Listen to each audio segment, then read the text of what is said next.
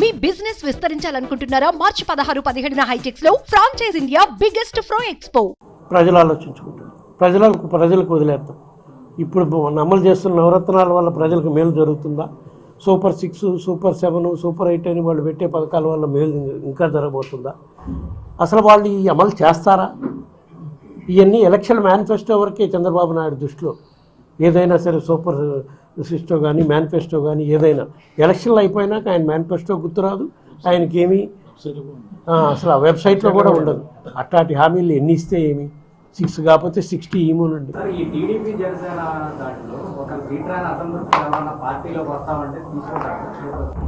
అక్కడ ఆ నియోజకవర్గ పరిస్థితులను బట్టి, అవసరాలను బట్టి మా పార్టీలో ఉండే నాయకుల ప్రాధాన్యత ఇచ్చే అటువంటి చోట్ల వాళ్ళని తీసుకోవాల్సి వస్తే ఆలోచించడం జరుగుతుంది. మాకైతే రాష్ట్రంలో ఈరోజు ఉండే పరిస్థితులు మాకు అట్లాంటి పరిస్థితి ఏ నియోజకవర్గంలో లేదు. మా అభ్యర్థులంతా అన్ని నియోజకవర్గాల్లో కూడా బలంగా అభ్యర్థులు ఉన్నారు.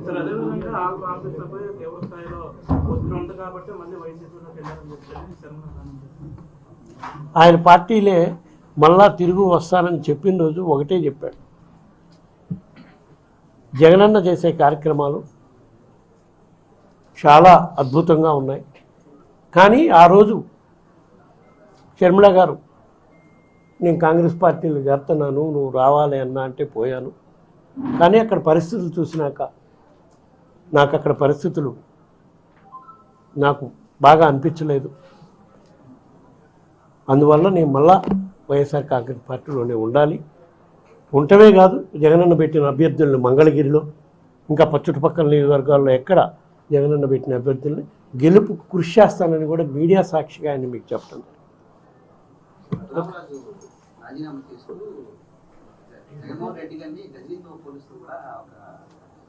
ప్రజలు ఆలోచించుకుంటారు, ప్రజలకు వదిలేస్తాం.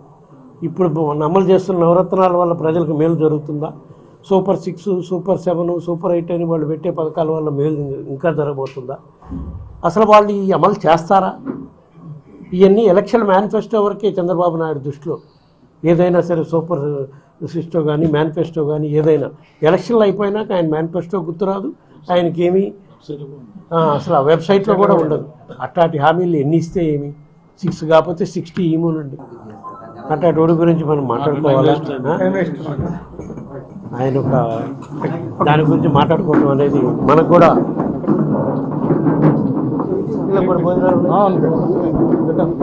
అందరికీ భోజనాలు ఏర్పాటు చేశారమ్మా.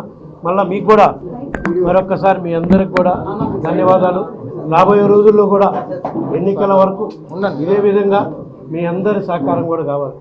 మీరు విమర్శించిన ఇబ్బందులే, మీ అందరి సహకారం కావాలి. సహకారంతో రాబోయే రోజుల్లో మళ్ళీ మా ప్రభుత్వం అధికారంలోకి వస్తుంది.